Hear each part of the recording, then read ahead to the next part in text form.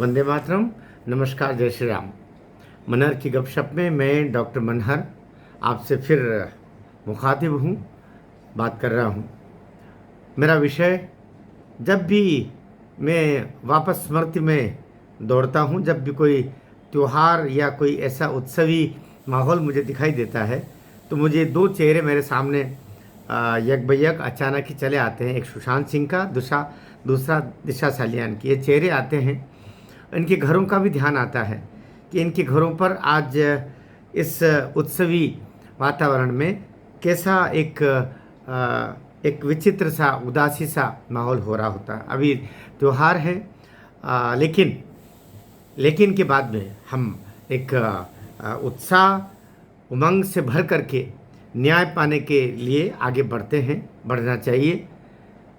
अभी जो 20 नवंबर की तारीख है, आज हो गई है 2 नवंबर, और अब से लेकर के 17-18 दिन शेष बचे हैं जब दिशा सालियान के केस की मुंबई हाई कोर्ट में महत्वपूर्ण सुनवाई होगी।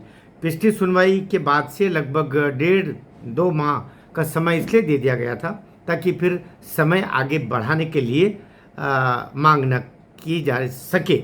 दरअसल क्या है, मैंने पहले भी किसी वीडियो में बोला था कि 3 बार ऐसे अवसर दिए जाते हैं, दे सकते हैं, और सामने वाले लेते भी हैं। जो एक्यूजिंग पक्ष होता है वो कोशिश करता है कि इस परंपरा का, ये सुविधा नहीं, ये परंपरा है, इस सुविधा का लाभ लिया जाए, इस परंपरा का अनुसरण, क्योंकि जज को करना पड़ेगा। कोई जज ऐसा नहीं हो सकता है कि जो पहली हीयरिंग दी है उस पर वो कहे कि नहीं, इसके बाद आपको समय नहीं दूंगा। 3 बार के बाद में वो एक पक्षीय निर्णय भी सुना सकता है। इसलिए 3 बार देने का अधिकतम सामान्यतया कभी कभी 2, कभी कभी 3 बार ऐसे अवसर रहते हैं जब आपको ये प्राप्त होता है। ये बात अलग है कि आपने तिथि ही इतनी लंबी दे दी, उसकी बात अलग हो जाएगी।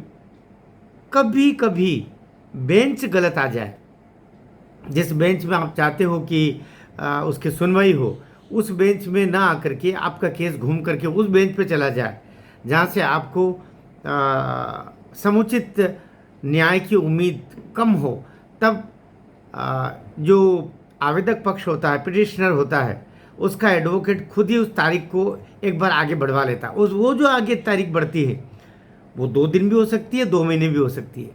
इसी कारण से कई बार केसेस लंबे खिंच जाते हैं। एक तो ये पक्ष मैंने आपके सामने थोड़ा रखना चाहा कि उसमें कोर्ट की गलती नहीं होती है। अभी हम बात कर रहे हैं आदित्य ठाकरे का पिता उद्धव ठाकरे अपनी हर कोशिश कर चुका है। वह दिल्ली भी गया, मैं सिंगुलर में बोल रहा हूँ, गया बोल रहा हूँ, गए नहीं बोल रहा हूँ। किसी को आदर देने के लिए मन में श्रद्धा का भाव होना चाहिए।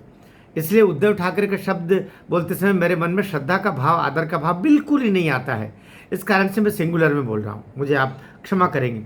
जो मेरी शिक्षकीय उपलब्धियों को ध्यान में रखते हुए मुझसे वैसी भाषा की उम्मीद करते होंगे, मैं करता भी हूँ, कोशिश करता हूँ, लेकिन रावण के पीछे जी नहीं लगाया जा सकता। रावण को रावण ही कहेंगे, राम जी रहेंगे, रावण रावण रहेगा। बहरहाल हम बात कर रहे हैं, तो अभी अमित शाह जी ने टकासा जवाब दे दिया।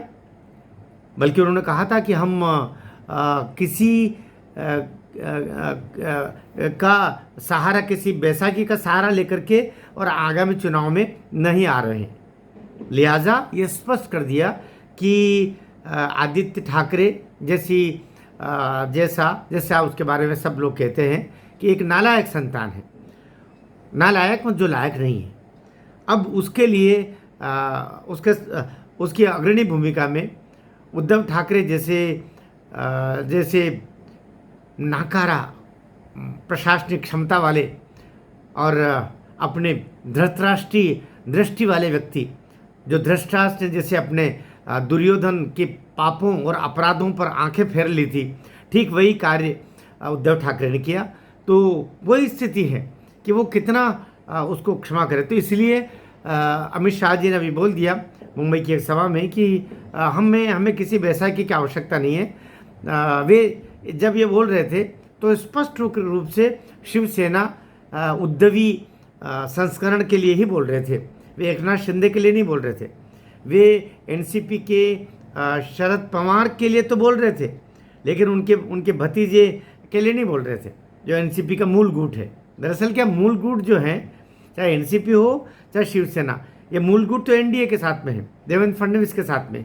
लेकिन देवेंद्र फडणवीस के इस शासनकाल में दिशा सलियान और सुशांत सिंह को न्याय मिलने में इतनी रुकावटें आ रही है कि लोग कहते हैं कि एकनाथ शिंदे की सरकार होती तो अब तक आदित्य फांसी पर झूल रहा होता। तो अभी लेकिन उम्मीद ये की जा रही है कि सामान्यतया जितने दरवाजे हैं वे दरवाजे अब आदित्य ठाकरे के लिए बंद हो गए हैं। इसलिए आदित्य ठाकरे का खेल भी अब खत्म होता है। दो चीज़ें और पता चल रही है जिनके बारे में बात करने के लिए ये वीडियो बनाया है। मुझे जानकारी मिली है कि सचिन वाजे इकबालिया बयान देने को तैयार है, जिसने सारी भूमिका दिशा सालियान के मर्डर के से 2 दिन पहले वहां पहुंच करके उसके बंगले के इर्द गिर्द जो व्यू रचना रची थी, वो इकबालिया बयान में बताने वाला है कि क्या हुआ था और किस तरीके से हुआ था और कैसे हत्या हुई और उसमें उसकी भूमिका कहाँ तक है। ठीक इस तरीके से सुशांत सिंह राजपूत की हत्या के बाद में जो व्यक्ति सबसे पहले पहुंचा था वो संदीप सिंह के भी इकबालिया बयान की सूचना है, पुलिस वहां तक पहुंची है। तो इन दोनों का, इकबालिया बयान का, इन दोनों केसेस में, जिसके लिए मैं कहता हूं ये दोनों केस दो नहीं है। दिशा सालियान का केस जब सुलझेगा तो सुशांत सिंह राजपूत की मौत का, हत्या का केस भी अपने आप सुलझ जाएगा। हत्यारे एक हैं, 1-2 संख्या कम ज़्यादा हो सकती है, लेकिन मुख्य हत्यारा एक ही है। इसलिए उसको एक बार नहीं 2-2, 3-3 बार फांसी लगना चाहिए।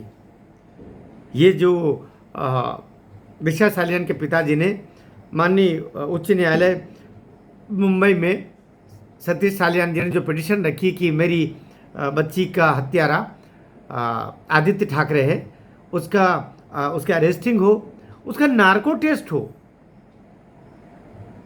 और उसी से सारे सूत्र भी निकलेंगे उसके। लेकिन महाराष्ट्र सरकार एफआईआर तक नहीं की अब तक। बिना एफआईआर के केस को 5 साल से दौड़ा रहे।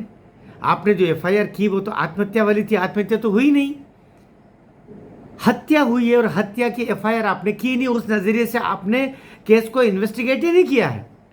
चाहे सीबीआई हो, एसआईटी हो या सामान्य पुलिस हो, महान महाराष्ट्र की महान पुलिस, उसके द्वारा अभी सुशांत सिंह राजपूत, दिशा सालियान के केस की हत्या के नज़रिए से एफआईआर ही नहीं की गई। इससे पहले तो ये होनी चाहिए। लेकिन टालम टूल अब तक होता रहा। लेकिन अब बकरे की अम्मा कब तक खैर मनाएगी। अब आदित्य ठाकरे का खेल खत्म हो रहा है। कल के वीडियो में कुछ बहुत महत्वपूर्ण चीज़ें लॉ फैक्टर की भी और अभी तक जो प्रेजेंटेशन चल रहा है कोर्ट में, उसको लेकर के आपके बीच में फिर मैं आऊँगा। भारत माता की जय।